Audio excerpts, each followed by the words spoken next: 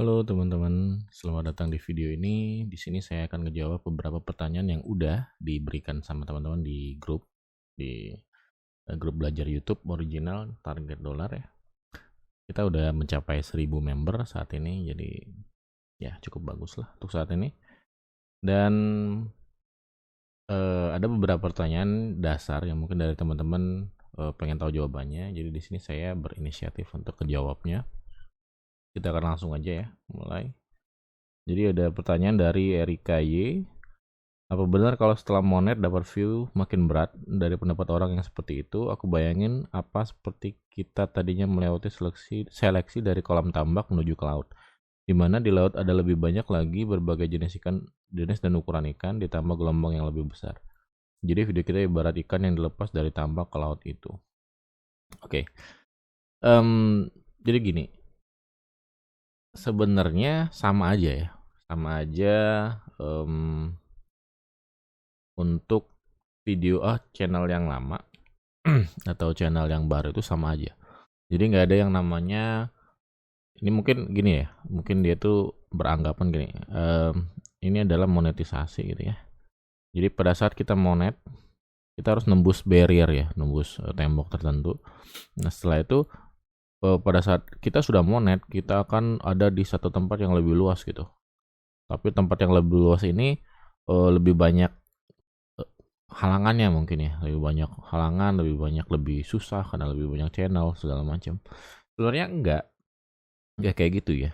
Jadi channel ini mau dia channel baru ya, channel baru monet atau udah channel baru yang belum monet atau channel yang sudah monet, itu sama aja ya. Jadi dia tuh linear dari atas dari bawah ke atas kayak gitu. Dan YouTube itu enggak nggak melihat itu gede kecilnya satu channel itu dari dia habis monet atau enggak. Jadi tapi dari kontennya itu sendiri ya. Jadi biasanya nih, ya setahu saya, kalau misalnya kenapa sih orang habis monetnya terus susah? Karena kebanyakan orang itu berpikir bahwa monet ini adalah garis finish, ya. Jadi mereka itu kebanyakan berpikir bahwa ini adalah garis finishnya gitu. Jadi pada saat mereka sebelum monet dia akan upload gitu ya, kenceng segala macam. Tapi pada saat setelah dia monet, dia pikir saatnya untuk santai-santai nih gitu ya.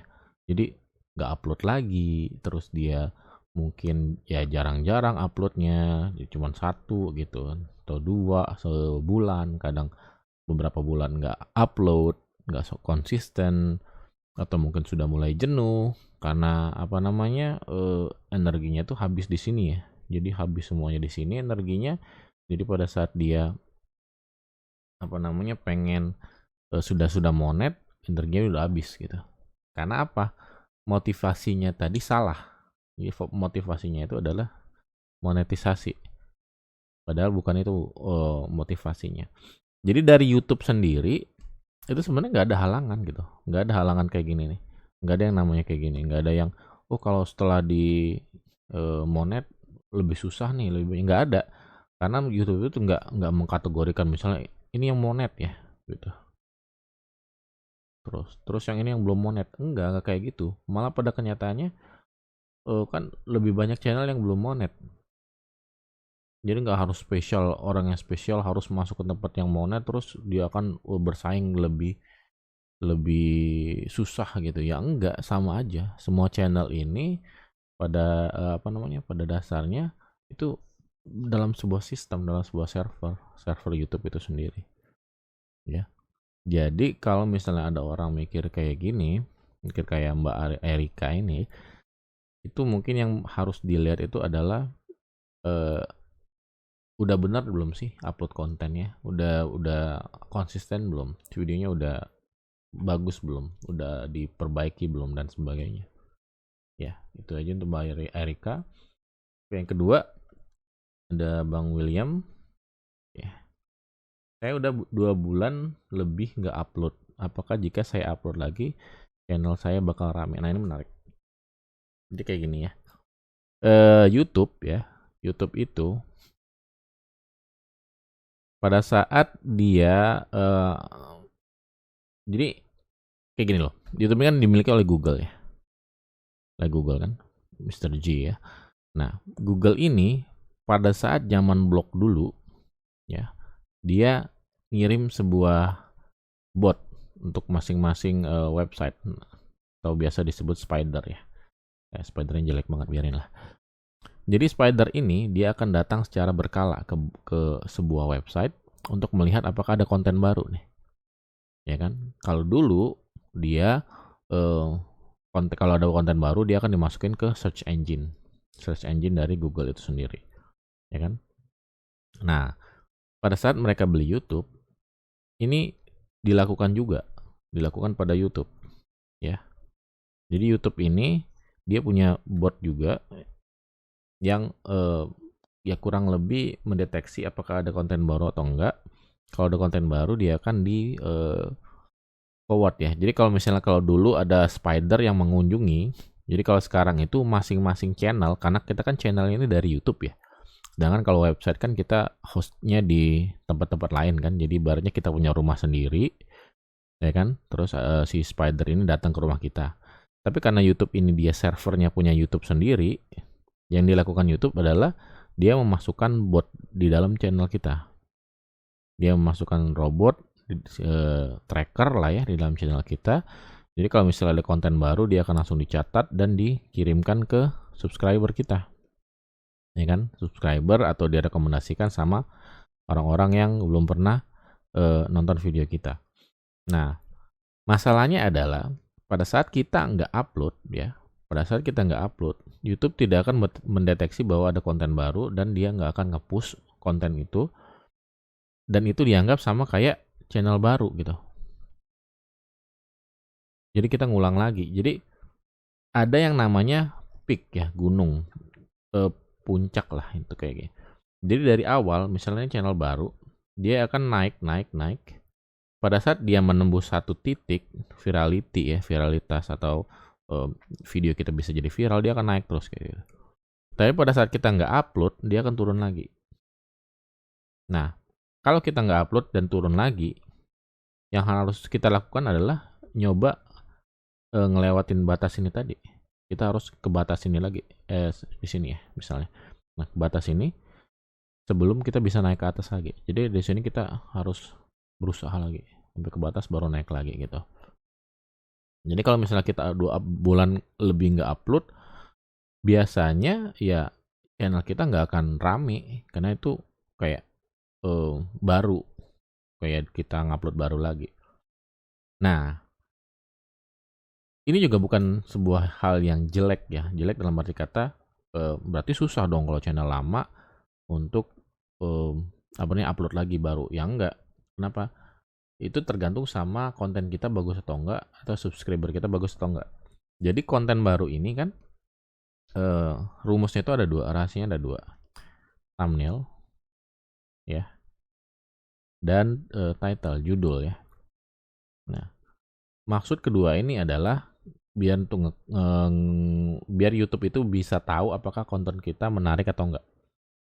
Tapi kalau misalnya kita punya channel lama, ada satu lagi hal yang diperhitungkan, yaitu subscriber. Subscriber ini orang-orang yang setia nonton ya, bukan jumlah subscriber kita. Kalau subscriber kita ada 100.000 tapi yang nonton cuma 10.000, itu berarti yang dihitung adalah yang nonton gitu. Nah, subscriber ini dia bisa ngebantu video kita untuk naik ke atas. Dia bisa ngedorong channel kita lebih ke atas lagi. Ya.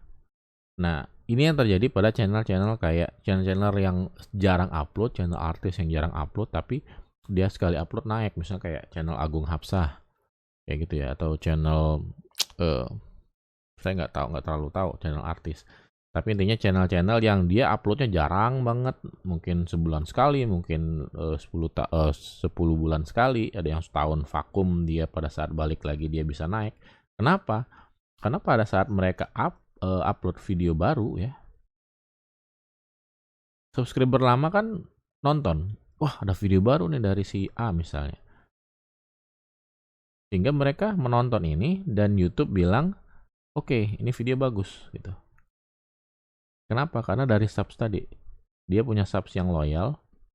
Jadi pada saat datanya bagus, dinaikin sama YouTube. Makanya kalau untuk artis atau orang yang punya subscribernya yang loyal, ya, kayak di luar itu ada namanya apa ya? Yang pokoknya yang itulah channel yang di alam ya, ngebuat dari tanah liat, saya lupa namanya. Primitive teknologi ya, primitive teknologi itu channel yang jarang banget upload. Dia uploadnya bisa berapa bulan sekali, tapi sekali upload dia bisa sampai 5 juta view segala macam. Kenapa? Karena subscribernya emang loyal. Dia yang pertama kali di niche itu ya. Nah, terus ada Agung Hapsa di Indonesia yang dia kalau sekali upload langsung trending kadang ya, kayak gitu tadi. Jadi balik lagi, kalau misalnya kita punya channel ecek-ecek, kita nggak upload, ya otomatis kita kan berada di daerah sini. Ya, kita hanya akan kembali bergantung ke thumbnail dan title untuk menembus batas ini. Dan subscriber, dia untung-untung kalau kita punya subscriber yang loyal. Kayak gitu ya, Bang William. Oke, next. Saya mau bikin video explainer, Bang. Apakah kalau pakai video template whiteboard akan sulit di up YouTube? Enggak sih, enggak masalah sih. Kalau mau pakai video whiteboard video misalnya. Kebanyakan channel saya animasi, ada whiteboard, ada 2D ya. Jadi enggak ada masalah mau kita pakai apa aja gitu ya. Mau pakai video jenisnya animasi misalnya, atau video jenisnya dokumentari gitu ya, atau vlog, itu sama aja, equals ya, sama aja, nggak ada bedanya. Justru kalau whiteboard video ini kan lebih ke arah edukasi ya, video-video edukasi, jadi itu lebih disukai sama penonton. Jadi yang lebih difokuskan itu adalah penontonnya gitu. Apakah penonton ini suka atau enggak? Ada channel-channel yang dia pakai stickman doang, ya, gambar-gambar stickman doang, atau channel-channel meme, itu masih di up sama YouTube. Kenapa? Karena penontonnya suka, ya. Jadi yang diperhatikan sama YouTube adalah bukan dari apa kita buat videonya, tapi apakah penonton suka akan video tersebut. Mau itu vlog, mau muka kita sendiri, mau itu robot. Tapi kalau misalnya storytellingnya bagus, videonya bagus, orang suka gitu ya, komedi misalnya, alur cerita atau segala macam, cara berceritanya itu bagus, itu akan tetap di up sama YouTube ya. Jadi jangan fokus ke template-nya, enggak fokus ke template-nya, tapi ke kontennya itu sendiri ya. Baliknya itu adalah fokusnya ke konten, jadi bukan ke orangnya. Oke itu ya Bang Dimas. Lalu ada Bang Adi. Bang, apakah mengambil video short orang lain terus kita react jadi panjang akan bermasalah? Enggak ada bermasalah ya. Jadi react itu adalah salah satu niche yang abu-abu lah, gray. Jadi ini diizinkan sama YouTube, tapi tidak terlalu disukai oleh konten creator lain. Kenapa? Karena ini kan maling-maling konten ya. Orang bikin konten capek-capek terus dia react. Tapi ya itulah, karena selama diperbolehkan YouTube ya kerjain aja lah gitu. Tapi dengan catatan lagi. Jadi sekarang saya lihat ada orang bikin konten video react ya, tapi pakai bot atau pakai gambar orang lain yang diulang-ulang doang, gif gitu di ujung sini, terus diulang-ulang, atau misalnya orang diem aja gitu di ujung, di pojokan, kadang di tengah gitu, di atas ini misalnya tengah, dia diem aja kayak orang bengong gitu. Di bawah ini ada videonya. Nah, yang kayak gini kadang tidak bermanfaat sama YouTube. Jadi yang diinginkan YouTube itu ada emosinya. Ada emosi, ada penjelasan kadang juga. Jadi misalnya kita nonton, kita ngeriak, trailer video terbaru tentang Marvel misalnya. Oh, ini superhero ini ada di sini-sini. Jadi pada saat kita nonton ada kadang bagian-bagian kita pause ya. Terus kita pause kita jelasin gitu, kita jelasin bahwa oh ini kayak gini ceritanya. Karena kita itu passion kita kan misalnya niche-nya. Nah, itu lebih bermanfaat. Jadi ada value. Kalau kata YouTube, kita harus add value, tambah nilai ya dari video itu sendiri. Jadi bukan cuma duduk bengong ngeliatin video orang, kadang nggak react sama sekali. Kalau orang react itu kan wah misalnya ada video baru dia tuh kegirangan misalnya kayak gitu, atau dia kecewa, ini jelek banget misalnya kayak gitu kan. Itu react yang bagus, itu react yang diinginkan. Tapi kalau misalnya cuma pakai pengen ngakalin YouTube dengan gambar-gambar orang nggak jelas, animasi video orang gitu ya, atau pakai sekarang ada yang pakai AI juga, pakai AI dengan apa namanya mulutnya yang bergerak sendiri, itu nggak bagus ya. Jadi kalau pengen bikin video yang react, bikinlah video yang berkualitas. Oke, selanjutnya Wis ya enggak, ini abang nggak tahu. Oke. Banyak di luar sana yang bikin channel tentang musik, misalnya kategori keislaman yaitu selawatan, yang terkenal kayak Imam Januar yang membuka kelas offline berbayar. Pertanyaan saya, gimana cara ngakali hak cipta? Apa harus record sendiri, apa harus reset metadata, atau gimana? Oke. Yang pertama, Bang Imam itu dia niche-nya bukan musik. Sholawat itu niche-nya itu religi ya. Jadi sholawat ini chanting, apa ya kalau bahasa Indonesianya, puji-pujian lah. Karena puji-pujian ini tidak termasuk dengan kategori musik. Kalau musik dia punya copyright ya. Kita ada lagu A, kita nyanyiin, itu nggak boleh. Tapi kalau puji-pujian, zikir misalnya, ini nggak ada yang punya. Kalau kita yang berzikir terus kita rekam ya bisa gitu. Karena nggak ada yang punya, kecuali ada orang zikir terus suaranya kita ambil. Nah itu yang nggak boleh ya. Itu yang dibuat sama Bang Imam. Jadi karena ini bukan channel musik ya bisa aja. Tapi ya itu tadi, ini harus record sendiri, bener ya, harus record sendiri. Terus ya udah record sendiri aja. Ini untuk riset metadata lagu nggak perlu. Ini udah lama banget ya metadata ini. Dia ngubah dari properties itu udah kedetek dari udah lama, udah kedetek, nggak akan bisa lagi. Terus ngakalin hak cipta itu juga akan bisa. Kita ngakalin hak cipta dari YouTube gimana ceritanya?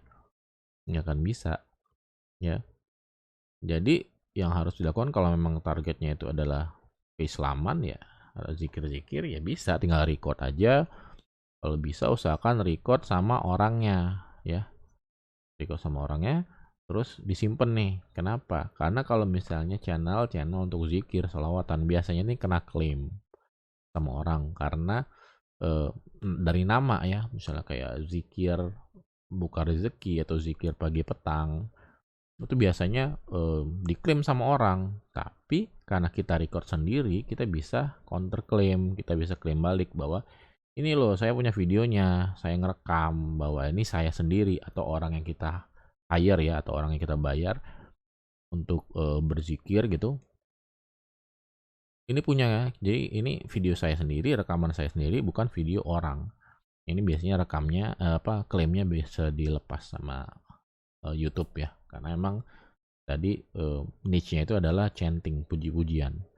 Dan ini bukan hanya di Islam aja, ada banyak, di Kristen juga ada kalau nggak salah kayak gitu. Di luar negeri biasanya lebih banyak ke yang Kristen. Kalau di Indonesia ya lebih banyak yang zikir-zikir kayak gitu. Oke, semoga bermanfaat jawabannya. Kemudian ada dari Abang Gulam Mahmud ya. Menjadi YouTuber membutuhkan keahlian, apalagi kalau yang baru atau awam. Nggak bisa langsung terjun ke hal kompleks. Untuk menjadi ahli harus mempelajari dasar-dasarnya dulu sampai paham. Kalau belum paham, ulangi lagi sampai paham. Oke. Nah, pertanyaannya apa aja dasar-dasar yang harus dipelajari dari keahlian YouTuber ini? Oke, saya pribadi lebih prefer ke mindset. Ya, kebanyakan YouTuber sekarang itu dia nggak punya mindset. Karena ngelihat banyaknya orang yang dapat duit dari YouTube. Nih, dapat duit banyak dengan gampang, dengan mudah. Padahal semua itu nggak mudah, ya. Orang-orang ini cuman taunya jadi YouTuber itu gajinya gede, usahanya kecil, padahal nggak kayak gitu. Jadi mindsetnya ini yang harus diubah. Keahlian pertama yang harus dipunya itu adalah punya mindset yang benar, ya. Mindsetnya itu kita bukan berfokus sama uangnya, ya, tapi fokusnya itu pada upload, terus kualitas video, dan mau belajar. Belajar ini termasuk belajar thumbnail, belajar editing, belajar Photoshop ya kalau perlu untuk thumbnailnya, untuk videonya, belajar script, bikin script mana yang bagus, belajar ngomong kalau misalnya mau suara sendiri, gimana cara ngomong yang benar, gimana cara ngomong yang menarik, atau belajar memanage karyawan kalau kita pengen punya karyawan sendiri. Nah, mindsetnya tuh harus ke sini. Sistem kita harus bangun sistemnya itu, bukan ke uangnya, bukan ke berapa sih earning yang saya dapat bulan ini. Makanya saya lihat kebanyakan orang di grup-grup itu malah protes, sibuk ngeprotes, kok earning saya 2 juta tiba-tiba jadi 1,5 juta ya, yang 500 kemana? Nggak kayak gitu, nggak usah dipedulin kayak gitu. Atau ada orang eh, baru upload sebentar terus bilang, bang ini kok view-nya nggak ada ya. Yang mana saya tahu, itu kan kerjaan YouTube. Kalau ditanyain kayak gitu, saya nggak tahu juga. Sistem dalamnya YouTube saya nggak tahu. Yang saya tahu adalah upload dan tinggalkan, langsung ke next video gitu. Ya, upload ke next video. Nah, setelah punya mindset, baru ada keahlian-keahlian yang harus dipelajarinya tergantung niche-nya masing-masing. Tergantung niche masing-masing yang diingin dikerjain. Kalau misalnya mau bikin vlog, ya seperti saya bilang tadi, berarti harus bisa ngomong, ya kan? Nah, kita harus bisa video editing, ya kan? Lalu thumbnail design berarti. Nah, paling nggak yang harus sama itu dari setiap niche itu ada video editing dan desain lah minimal ya. Nah, terus kalau misalnya niche-nya DIY, ya udah berarti video doang, nggak perlu ngomong kan nggak perlu. Jadi video, thumbnail, ya udah video editing juga dikit-dikit aja. Mungkin lebih ke kamera, investasi ke alat ya.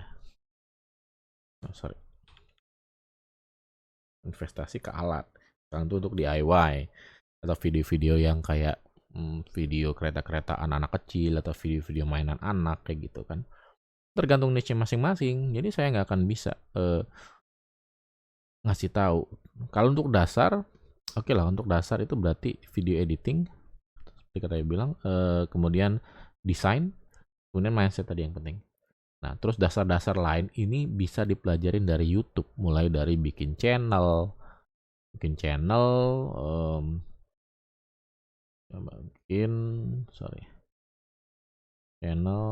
terus bikin banner, ya, terus misalnya cara upload, settingan segala macam itu sebenarnya bisa dipelajarin dari YouTube ya, tinggal Google aja gimana cara membuat channel, gimana cara membuat banner dan sebagainya. Dan ini juga bisa ditanyain di grup. Jadi kalau mau ya join ke grup, ya promosi lah dikit ya, join ke grup belajar YouTube original. Di situ kita bisa ngobrol segala macam. Tapi itu ya balik lagi ya. Jadi mindsetnya dulu, baru liatin niche-nya mau yang gimana, baru nanti bisa tahu ini kira-kira keahlian apa yang saya harus pelajari. Atau dibalik, kalian apa yang saya udah punya. Jadi kalau udah bisa desain dan bisa ngomong, ya udah ngevlog atau enggak bikin video-video kayak top 10 gitu ya. 10 bla bla bla paling paling mahal di dunia misalnya kayak gitu. Baru dibikinin jadi video jadi channel. Oke ya, Bang Gulam ya. Lu ada Bang Andika, ketua paling care, oke. Nggak, saya yang ngebantu aja. Apa yang saya bisa bantu, saya bantu. Mau nanya Bang, kalau kualitas kamera video apakah mempengaruhi audiens di YouTube? Oke, asumsi saya ini kalau nanya soal kamera video berarti kan niche-nya itu adalah bukan faceless ya. Kalau faceless, enggak juga sih. Intinya sesuai kamera, berarti niche-nya itu yang memerlukan kamera, berarti bukan computer generated ya, bukan animasi, bukan pakai video montage atau sebagainya. Jadi kalau untuk kualitas yang lebih diutamakan itu adalah audio ya, audio daripada kualitas kamera video.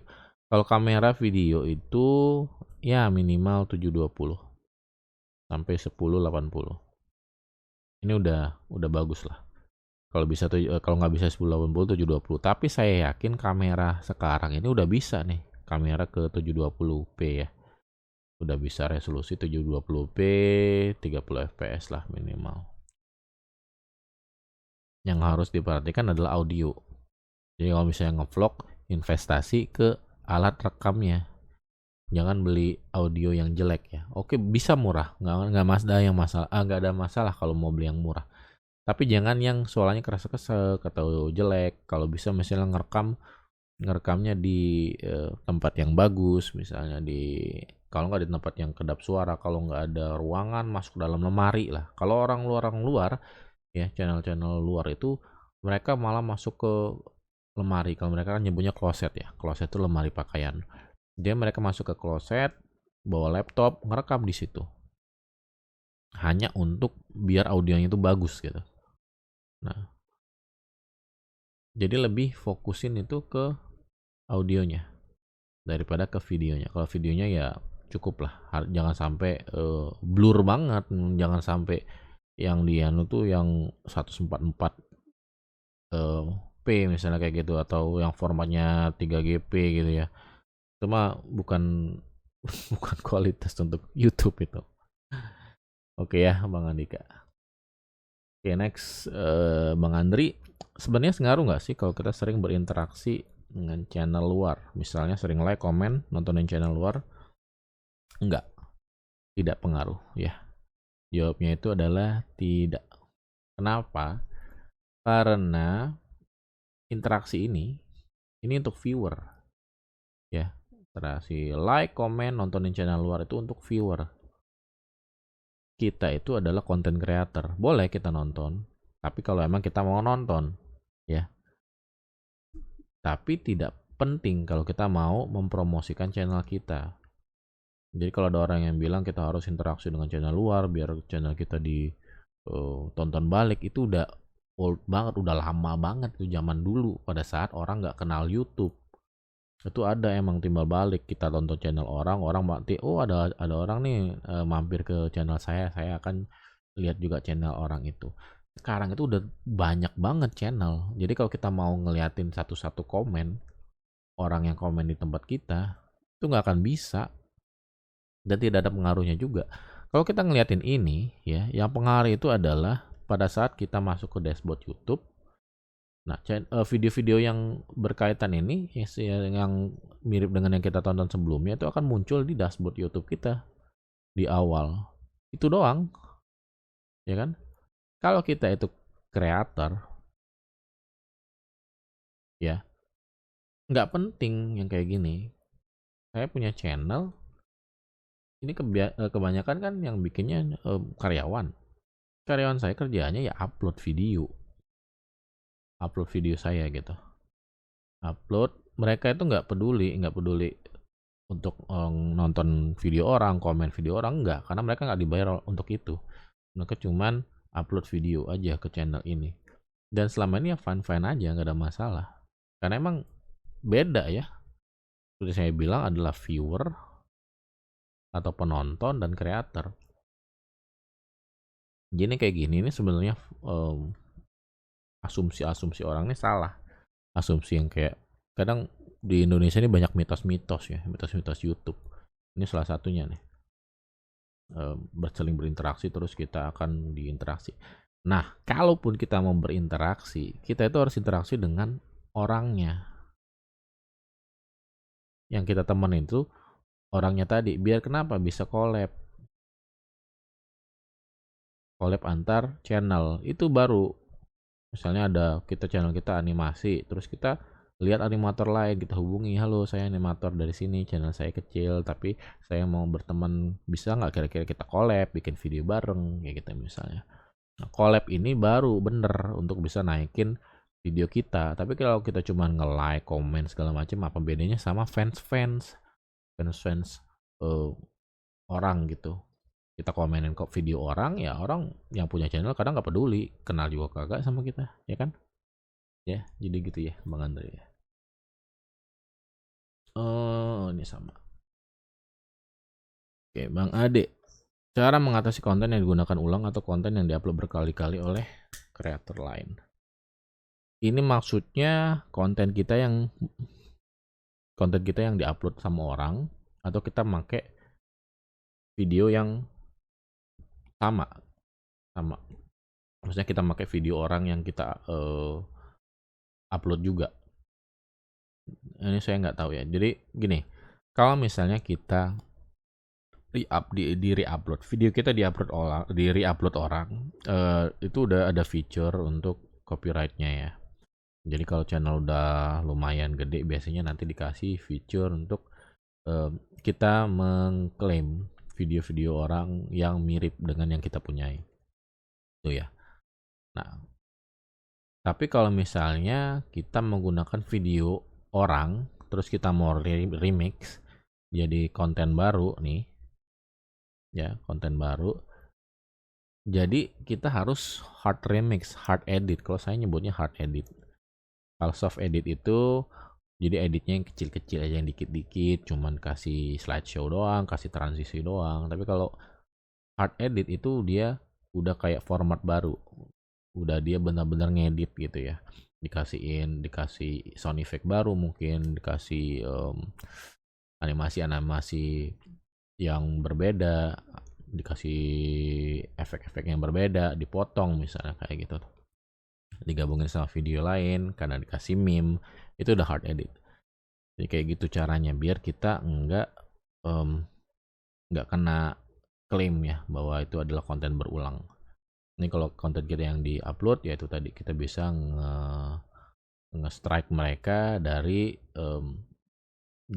feature copyright ini, atau enggak kita bisa, kalau misalnya kita ketemu video yang pakai video orang yang pakai video kita, ya kita tinggal klaim aja kayak gitu. Oke, ini kenapa ya banyak yang sama? Oke, channel kita target luar negeri. Kalau kita share ke orang Indo atau teman-teman kita boleh, atau nanti ada pengaruh jelek. Jangan di-share. Ya. Pertama, itu merusak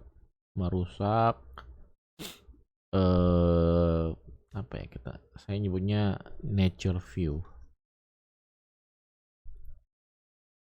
View alami lah ya. Merusak view alami dari YouTube sendiri. Jadi kalau kita ngasih lihat sama teman-teman kita, itu nanti YouTube-nya malah ngelihat itu sebagai link langsung. Ya, direct link itu nggak terlalu bagus. Dan kedua, belum tentu orang itu bakal nonton. Itu malah akan ngerusak CTR-nya atau retention. Saya nggak tahu bahasa Indonesianya ya. Saya biasanya pakai bahasa Inggrisnya. CTR ini klik per apa ya? Nggak tahu. Kalau bahasa Inggrisnya click through ratio. Jadi dari berapa banyak thumbnail kita itu muncul, berapa kali ini diklik. Ya. CTR yang bagus itu normalnya biasanya 5% sampai 10%-an. Kalau di atas 10% tuh sangat bagus. Kalau retention itu berapa lama video kita ditonton. Jadi misalnya video kita 1 menit ya, terus ditonton selama 10 detik, berarti rasionya cuman sekitar berapa? 20% ya, 15% berarti kan. Karena 1 menit kan 60 detik ya. Ya enggak? Ya sekitar itulah pokoknya. Ya 15% harus video itu kalau yang bagusnya biasanya 50% ke atas.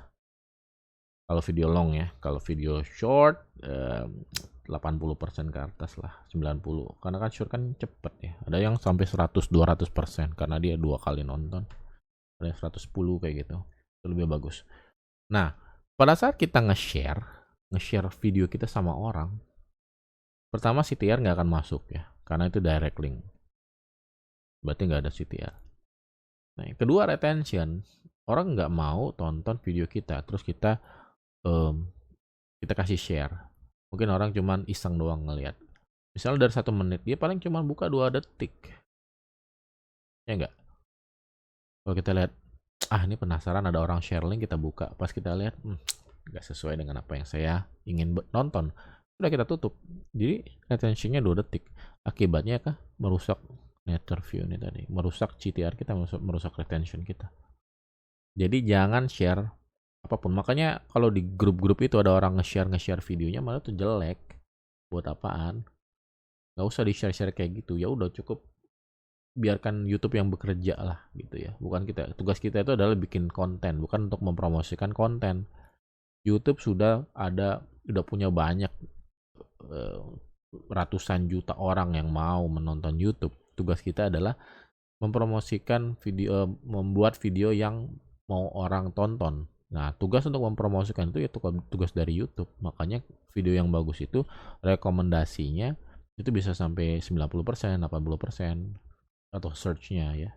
Karena itu YouTube yang ngerekomendasiin, bukan kita. Oke, ada Bang Adruzin. Horror niche itu RPM-nya berapa Bang? Dan kalau boleh share rekomendasi AI tool transkrip audio teks paling akurat. Waduh, untuk remake video dari channel bule. Ya, yang kayak gini saya agak bingung kadang ngejawabnya. Jadi pengennya RPM-nya berapa, terus share rekomendasi AI-nya gimana. Tapi oke, saya jawab. Kalau saya sendiri, saya nggak tahu, terus terang saya nggak tahu berapa RPM dari berbagai jenis. Tapi RPM horor itu biasanya saya ambil rata-rata itu sekitar $4 sampai $5. Tapi biasanya saya menganggap semua niche itu $3. $3-nya kenapa? Kalau ini yang luar negeri. $3 udah paling kecil lah. Ada yang di bawahnya itu $1. Itu biasanya channel gaming atau channel-channel yang tidak penting, channel meme misalnya. Nah, biasanya saya amannya itu ambil $3 ini. Jadi saya hitung aja nih, saya hitung misalnya $3 ini kan untuk per 1 juta kita akan mendapatnya 3.000.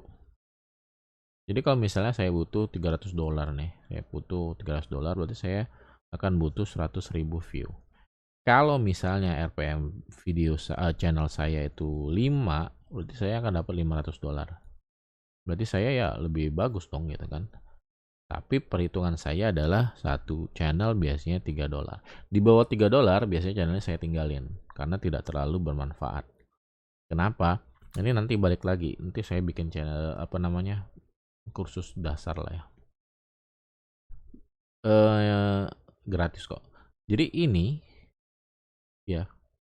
Ini biasanya saya targetkan untuk nge-hire orang. Untuk ngerekrut orang dulu. Biar channel ini jalan dengan sendirinya. Target saya sih biasanya kayak gitu. Jadi kalau misalnya ada channel di $300 ini kan sekitar 4,5 juta ya. Nah, ini saya bisa bayar orang 1 atau 2 orang untuk bikin konten yang sama. Jadi channel ini bisa ngebiayai diri sendiri. Sampai dia bisa ngasilin $5.000, $10.000 segala macam ya.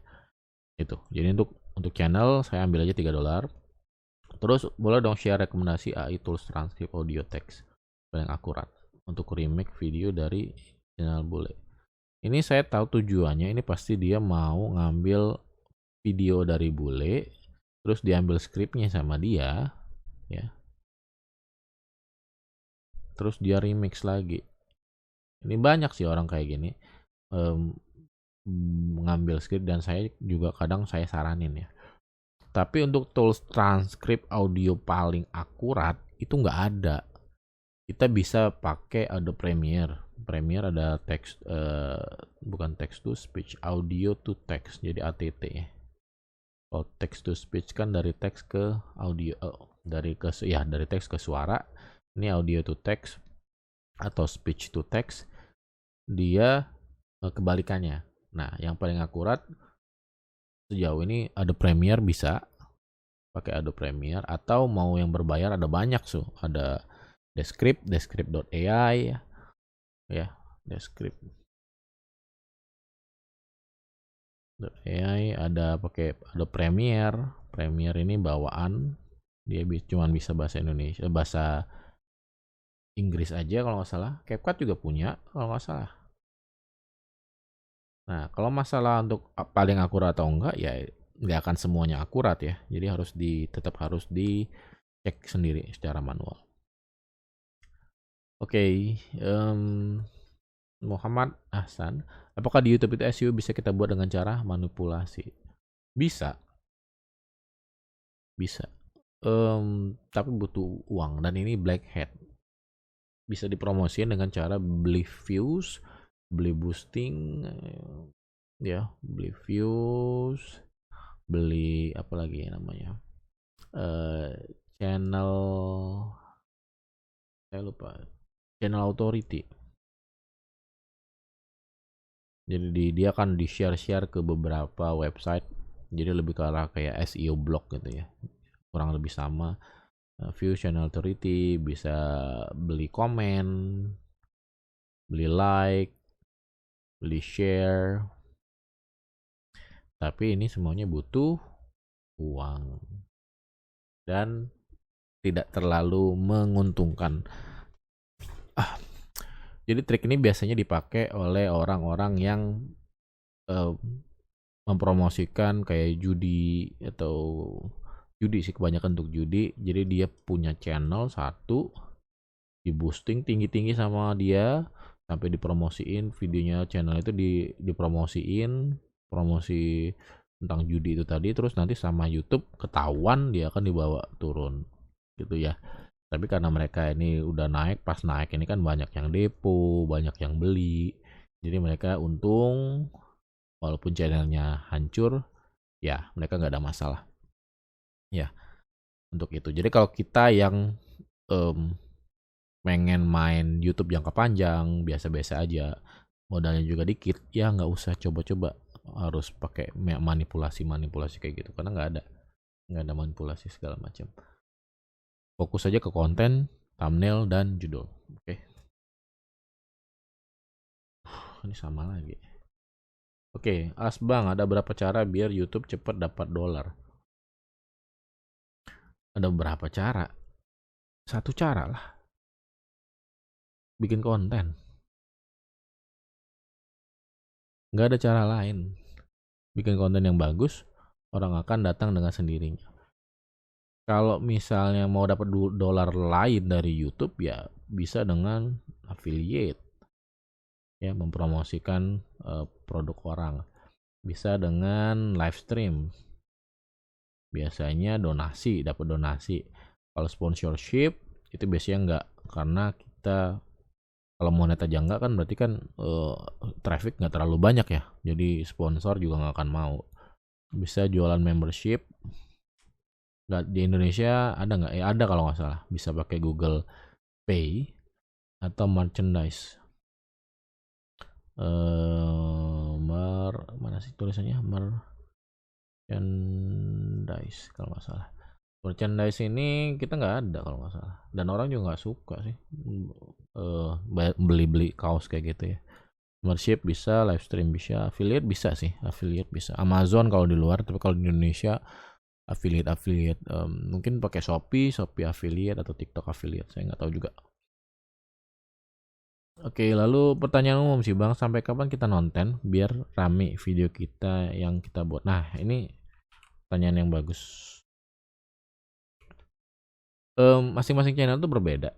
Ada yang 1 bulan dia udah bisa naik, ada yang 3 bulan, ada yang sampai 2 tahun dia bisa naik. Jadi sampai kapan kita ngonten biar bisa rame? Sampai kita bosen, ya. Batas kita gimana? Dan gunakan insting aja sendiri. Kalau misalnya ini passion kita, makanya saya bilang tadi dari awal, yang perlu itu adalah mindset. Ya, kalau kita membuat YouTube sebagai pekerjaan kita perlu uang bulanan tiap bulan kan. Jadi agak susah, ya enggak? Jadi mindsetnya itu adalah kita itu bangun aset. Kita itu bangun kayak miara ayam gitu. Ayamnya pas masih kecil, kita nggak bisa diapa-apain, kita kasih makan terus. Nanti kalau lama-lama dia gede sendiri. Kalau udah gede kan kita bisa jual dia, kita bisa jual telurnya, jual dagingnya segala macam. Nah masalahnya dari sini ke sini di evolusi ini kita nggak tahu kapan, ya. Nah kalau saya biasanya saya lihat itu adalah peningkatan. Jadi kalau misalnya trafficnya itu cenderung naik, walaupun dia naik kayak gini atau naiknya kayak gini, selama dia naik itu akan saya tetap urus. Nah makanya saya bilang tadi targetnya itu adalah biar channel ini berjalan sendiri, ngebiayain sendiri, ya. Jadi misalnya channel ini perlu dana 2 juta, ya bukan dolar ya, 2 juta. Jadi kita harus cari dulu 2 juta biar channel ini menghasilkan 2 juta gitu ya. Maksudnya cari dari channel ini, bukan cari dari uang kita. Jadi kalau channel ini tiap bulan bisa keluar 2 juta, ya kita gunain 2 juta itu untuk bikin konten yang lebih bagus lagi. Kalau cuma 1 juta, ya udah cari orang dulu. Ada nggak orang yang mau dibayar 1 juta untuk bikin konten untuk channel ini? Jadi selama channel itu menghasilkan 1 juta, channel itu akan punya konten. Semakin banyak konten, misalnya udah 100, 200 video, 300 video, dia akan naik sendiri, dia akumulatif ya. Dia tetap akumulatif, semakin banyak, semakin lama, semakin banyak video itu akan semakin bagus juga. Nah, ini juga nggak cukup. Ini juga kita harus upgrade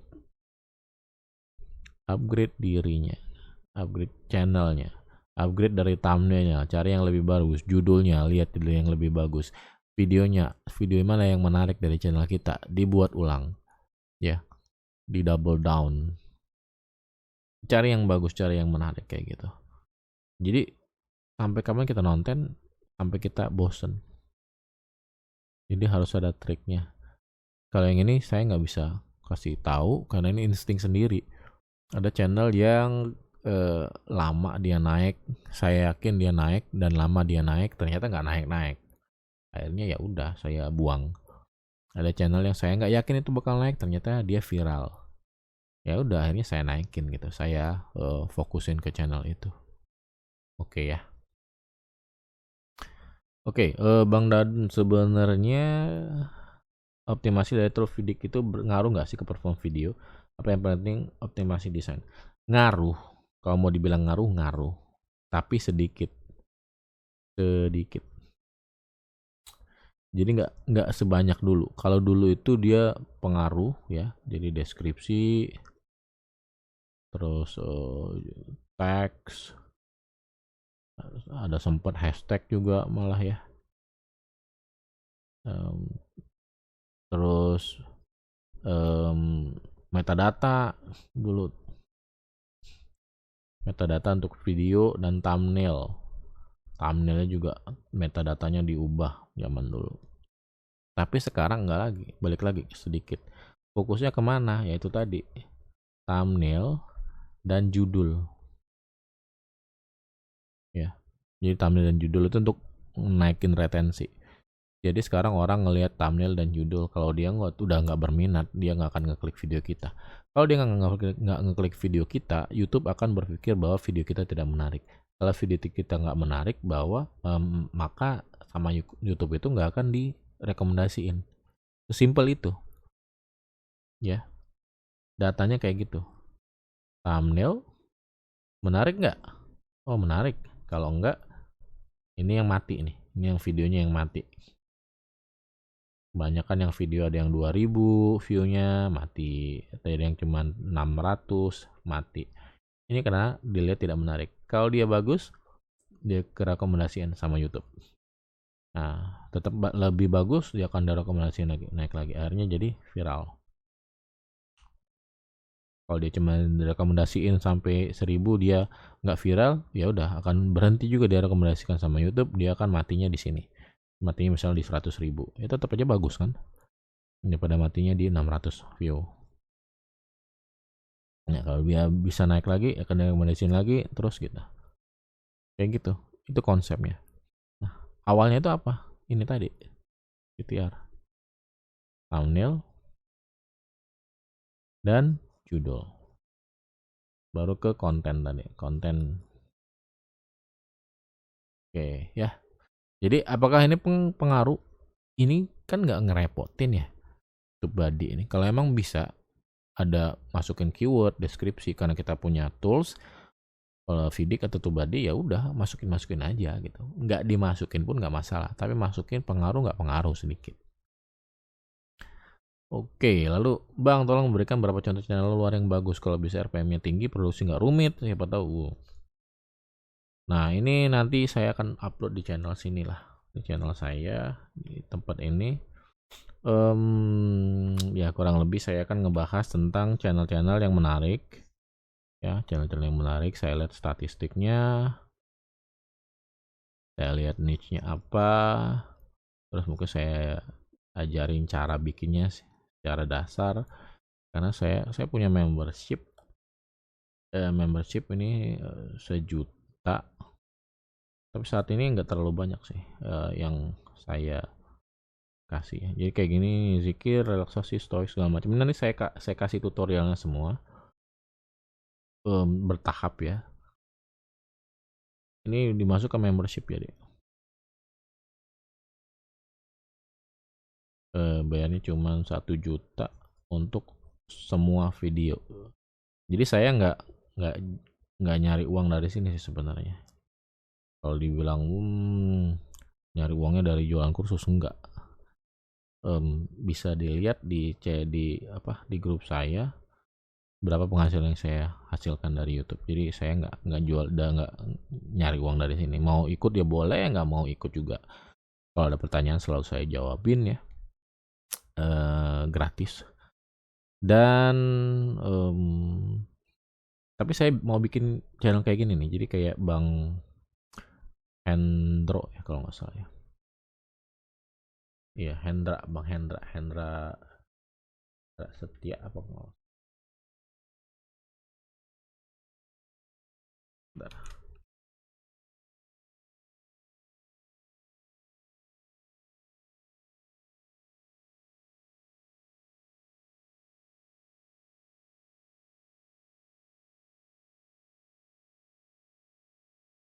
Iya kayak Bang Hendra.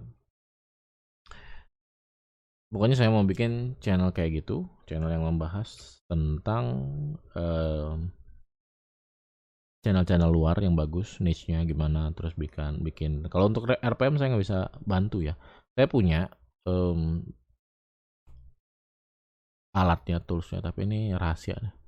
Jadi RPM-nya balik lagi yang tadi aja. Pokoknya kalau misalnya saya mungkin kira-kira aja lah, kira-kira yang saya kasih perkiraannya. Kayak channel bisnis biasanya berapa RPM-nya. Dan terus untuk produksinya nggak terlalu rumit ya. Saya akan ajarin yang dasar-dasarnya. Untuk yang video tutorial yang lengkap biasanya saya akan kasih di membership ini tadi. Karena waktunya nggak cukup, ya kan? Kalau misalnya di YouTube itu saya akan bikin cuman 8 sampai 15 menit aja paling. Nggak lama. Kayak gini saya nggak jawab pertanyaan udah hampir 1 jam ya. Jadi nggak akan bisa cukup kalau di channel YouTube ini. Jadi saya akan jelasin itu semua di membership ini aja tadi. Bagi yang berminat bisa masuk ke grup saya, ada di sini ya. Ini ada link, ini yang link lama tapi masih bisa nih. Kalau enggak ya nggak masalah sih. Ini banyak yang nanya-nanya sama saya juga ya. Ini banyak yang nanya-nanya sama saya, semuanya ini nanya rata-rata gratis dan saya jawabin semuanya, jadi nggak ada masalah, nggak perlu harus bayar, nggak perlu, bisa bertanya sama saya gratis. Kalau ada uang ya ikut aja membership, kalau nggak ada uang ya tanya aja gratis. Oke ya, ini udah hampir sejam, buset, capek juga ngobrol. Kayaknya itu aja saya, itu nggak ya, ada yang kelewat nggak, coba kita lihat.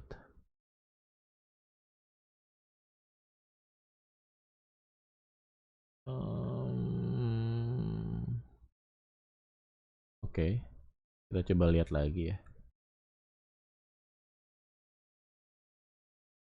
apa ada yang kelewat atau enggak.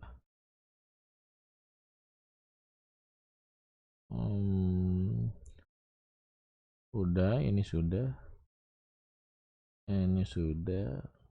udah. Contoh channel niche keuangan yang belum ya. Contoh channel niche keuangan yang rame dan mudah ditiru yang pakai slide. Ini juga nanti aja lah saya lihat, saya jawab di apa namanya, di video-video di channel ini ya. Kalau ada isinya tentang apa namanya, tentang channel-channel yang saya bahas gitu, channel luar segala macam. Mengatasi konten sudah, yang kita teknologi sekarang sudah, monet sudah, lebih baik konten short luar negeri atau video panjang dari luar negeri. Jadi konten short ini lebih ke arah untuk cari subscriber aja, video panjang luar negeri ini kalau untuk yang pengen RPM-nya tinggi. Kalau ditanya lebih baik bikin konten yang mana, sama aja, ada kelebihan ada kekurangannya masing-masing ya. Jadi keduanya ada yang lebihnya ada yang kurangnya. Jadi jangan bandingin mana yang lebih bagus. Ya kalau saya bikin aja dua-duanya, tapi channelnya dibedain kalau saya ya. Kalau mau digabungin juga nggak masalah. Oke. Ini sudah, horror sudah, tema sudah, oke. Oke, itu aja ya. Terima kasih telah menonton video yang panjang ini. Dan kalau ada pertanyaan bisa tanyakan lagi di channel saya. Di grup saya, atau bisa kontak saya langsung di Facebook. Terima kasih telah menonton dan sampai jumpa.